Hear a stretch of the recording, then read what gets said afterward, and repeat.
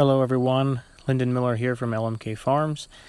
Today's video is going to be about some of the changes we made to our cow-calf operation in making changes to become more profitable and to be more enjoyable. In my last video I addressed some of the issues that we faced in the cow-calf operation, just the overall expense it takes for a young farmer to start up in getting going, the machinery and the land cost and the feed costs, and then also some of the challenges that we face in calving seasons and heat in summer and just feeding in wintertime in mud. So if you didn't watch that video, go back and watch that one. That is called Why Change. And this video, I'm going to talk about the change and what it takes, what we did to change away from those old paradigms that kept us from realizing the lifestyle that we wanted to have for our family. So right here, again, you're seeing some of our calving photos that I took years ago and how we used to calve in the wintertime in the cold and snow and in dry lots here in this picture. And just different things that we used to do to raise cattle. And so the way we had to change to overcome some of them things took a lot of mindset change to begin with. There are three big ones that I want to kind of focus on here. The first one is calving in wintertime. That is something that we used to do because we thought the earlier you calve in the fall, you can wean a bigger calf because they have more age on them. The second one we had to deal with was making hay in the summertime so we can have hay to feed for our cows in the wintertime. And the third one being that we could just turn the cows out and let them eat grass all summer long wherever they found grass to be. As long as we had grass out there, we should be fine. So the first change that we made was moving the cows every other day, always moving them to fresh new grass with a hot wire such as you see here, so that they could find something fresh growing every single day. They were never eating the same plant 2 days in a row. This also helped improve our grass quality quite a bit. That was kind of a side benefit, but it made the health of our cows improve enormously. I had fat cows the very first year. I'd never seen such fat cows because they were actually able to eat enough and they got nutritious new growth every single day. Now this was a lot of work, obviously. As you can tell, that's a lot of wire to string every other day to make another pen for your cows. So I built my four-wheeler to accommodate this a little bit better so I can drive along and push posts in while it's reeling out the wire. And then I go along again and pull the posts up and reel the wire up when I'm done. That made my life a lot easier, though it's still a lot of work, especially come wintertime when I continue to do this, grazing through the winter. That is cold and it's very difficult, but it is nothing worse than feeding a bale of hay, I discovered.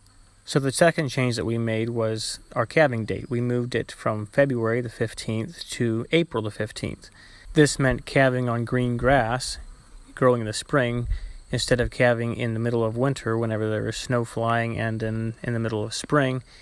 Before green grass comes, we have oftentimes much mud to deal with. And both scenarios are very unhealthy places for calves, just newborn calves, to start in. It's very difficult for them to overcome a lot of the diseases and sicknesses that you get with cold and damp weather.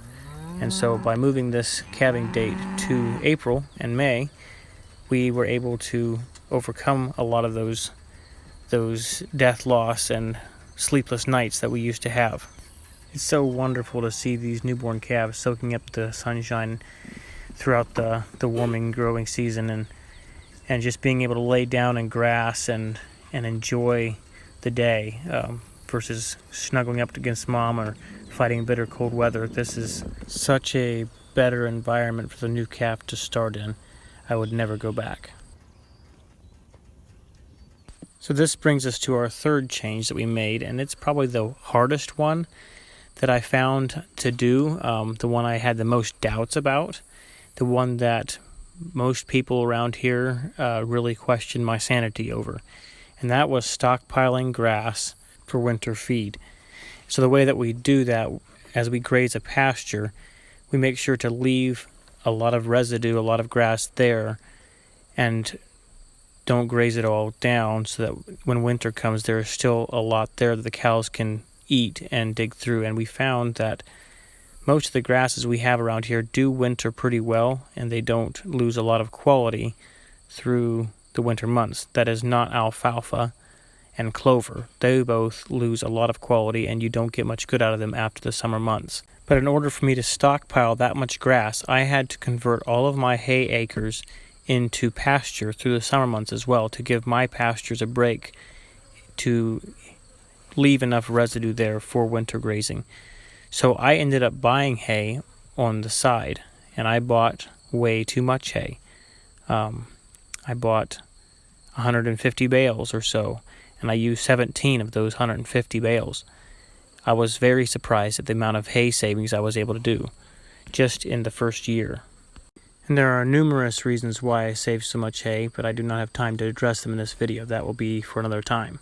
So in this picture you're seeing here, this is probably the beginning of May or so, in the spring, whenever the calves are already being born and they're able to lay down in old residue mixed with new green growth that I've never seen before, because we never had any residue left over. And so this did transform my operation. That was the most difficult part to do, was to stockpile that winter feed, but it was also the most rewarding and the most beneficial to our operation. That is all I have for this video. Be sure to watch the next video, in which I will cover some more of the results of the changes that we made to our operation. So thank you for watching and have a blessed day.